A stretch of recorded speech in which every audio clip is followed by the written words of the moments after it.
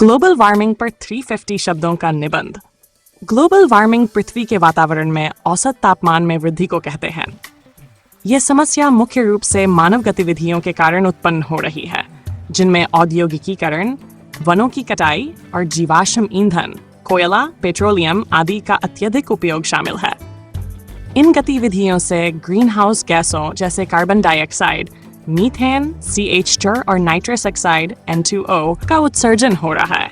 ये गैसें वायुमंडल में जमा होकर सूर्य के ताप को पृथ्वी की सतह पर फंसा देती हैं, जिससे पृथ्वी का तापमान लगातार बढ़ रहा है। ग्लोबल वार्मिंग का असर न केवल पर्यावरण पर बल्कि पूरे पारिस्थितिकी तंत्र पर पड़ रहा है। बढ़ते तापमान के कारण बर्फीले इलाकों में ग्लेशियर और बर्फीली चादरें पिघल रही हैं, जिससे समुद्र स्तर में वृद्धि हो रही है।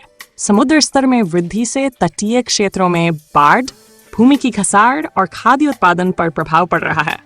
इसके अलावा जलवायु परिवर्तन के कारण चक्रवात, सूखा, भारी बारिश और बर्फबारी जैसी प्राकृतिक आपदाओं की घटनाएं बढ़ रही हैं। ग्लोबल वार्मिंग का एक और बड़ा प्रभाव जैव विविधता पर पड़ रहा है। बढ़ते तापमान के कारण वनस्पतियां और प्राणी अपनी आदतें बदलने के लिए मजबूर हो रहे हैं, जिससे कई प्रजातियां संकट में पड़ सकती हैं। इसके साथ ही कृषि क्षेत्र भी प्रभावित हो रहा है, जिससे खाद्य संकट उत्पन्न हो सकता है। इस समस्या से निपटने के लिए हमें तत्काल कदम उठाने होंगे।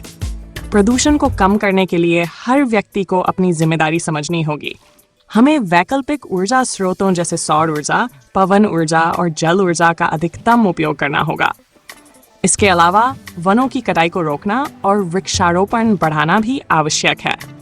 यदि हम आज इस समस्या पर ध्यान नहीं देंगे तो आने वाले वर्षों में इसके प्रभावों से निपटना बहुत मुश्किल हो सकता है। इसलिए ग्लोबल वार्मिंग के प्रभावों को नियंत्रित करने के लिए सभी देशों को मिलकर काम करना होगा।